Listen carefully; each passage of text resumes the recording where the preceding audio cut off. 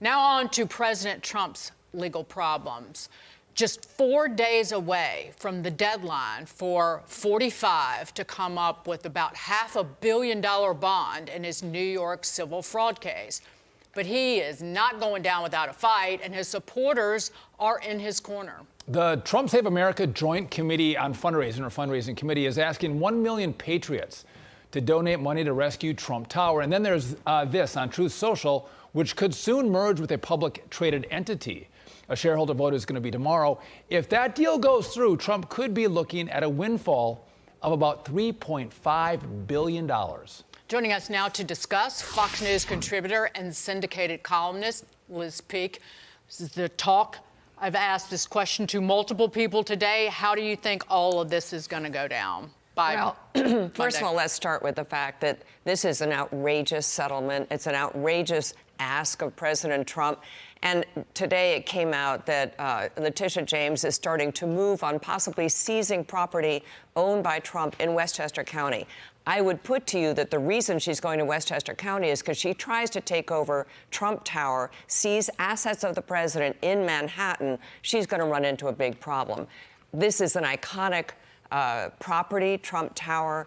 If that is where she goes, if she actually has police try and, I mean, the whole thing is so crazy, Sean and Dagan, I just can't even get my arms around it. There is no victim here. There's nobody who lost money here. This isn't Bernie Madoff, who built billions out of his customers. Nobody was hurt by this. So now there's talk of the 8th Amendment, which basically prohibits excessive fines. That actually was employed in a case in 1998. I think it's actually a legitimate issue that this is such an outrageous $500 million fine for what? No, and just listen, by the way, in terms of New Yorkers, everybody I know looks at this and says this is ridiculous. Can I just add one thing about the Tish James, the filing in Westchester County?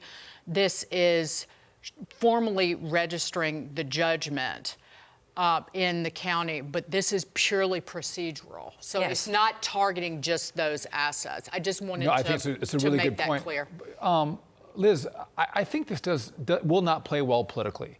If Letitia James comes in and seizes Trump properties, and again, like Trump Tower, I think the American people, as you mentioned, even New Yorkers, liberals in New York, they're not going to like it. But how does this play out? I mean, it sounds like Donald Trump can't come up with a bond, and therefore she is good. I mean, she's been begging on Twitter to start seizing his properties.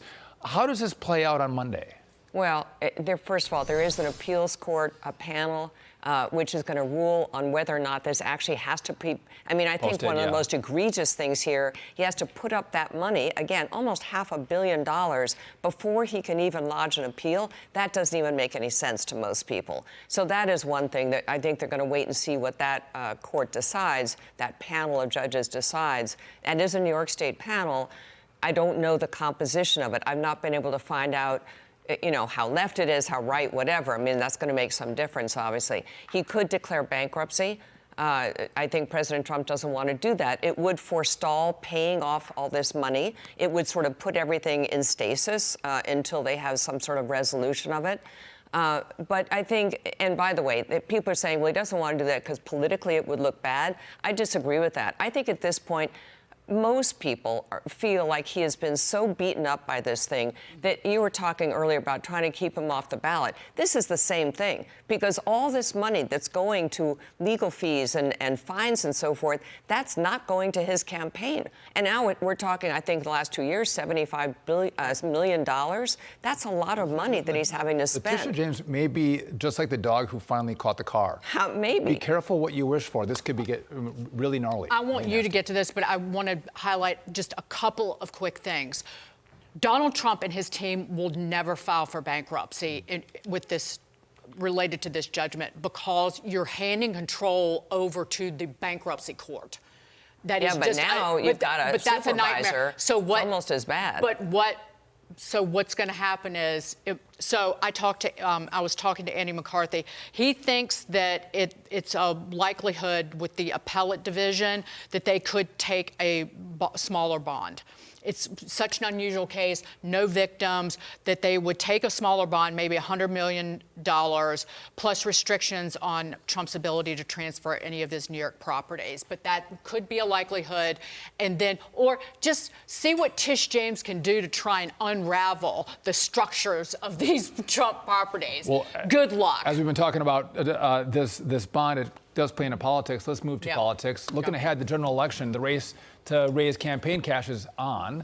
Biden was able to close out February with $71 million of cash on hand. Meanwhile, Trump's trailing behind, ending February with only $33.5 billion. Liz, you touched on this in your piece out today. 5 reasons the Trump campaign needs more money, and lots more money. Give it to us. Why? Well, look, he has to combat not only all these legal issues, and by the way, his campaign, his super PAC is raising money, telling people that some of it's going to go to legal fees. So I think that's perfectly okay. That's one reason he needs a tremendous amount of money. Secondly, he's got to battle all the disinformation that's coming out of the Biden campaign. Biden and his surrogates are lying every day, all the time, about his accomplishments. So you have to counter that with an equally big ad buy, right? Third, look, Biden has the power of incumbency. You were talking about the student loan forgiveness earlier. Well, guess what? They're doing that every day. People are ignoring Kamala Harris. She's out there every day visiting some community that represents a group that they need votes from and talking about clean water for this neighborhood and a new manufacturing plant. So is Joe Biden. But the combination is very powerful, and they're raising a ton of money off of it, as you just mentioned. By the way, it's not just that campaign money that's coming in for Biden. There's a group of kind of nonprofits and so forth that have already pledged $1 billion for his campaign. They can't give the money directly to his campaign, but they are going to be flooding the airwaves. Abortion is a major topic for that, green energy, et cetera. All these special interest groups and Democrat support groups are just going to be overwhelming Trump's campaign. So he really, really needs to raise a lot of money right now. Good news, though, April 6th for President Trump, there's a big fundraiser down in Florida, and a lot of the big money fundraisers who had kind of stepped away from him. Harold Hamm, he's kind of the king of hydraulic fracturing, Rebecca and Robert Mercer, John Paulson, the list goes on.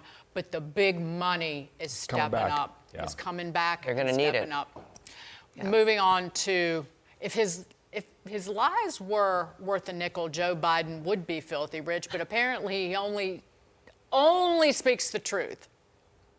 Well, I tell you the truth, and I'm not being facetious when I say that. I've never done the fact checks by you and the press. I think the cough was a tell that he was lying.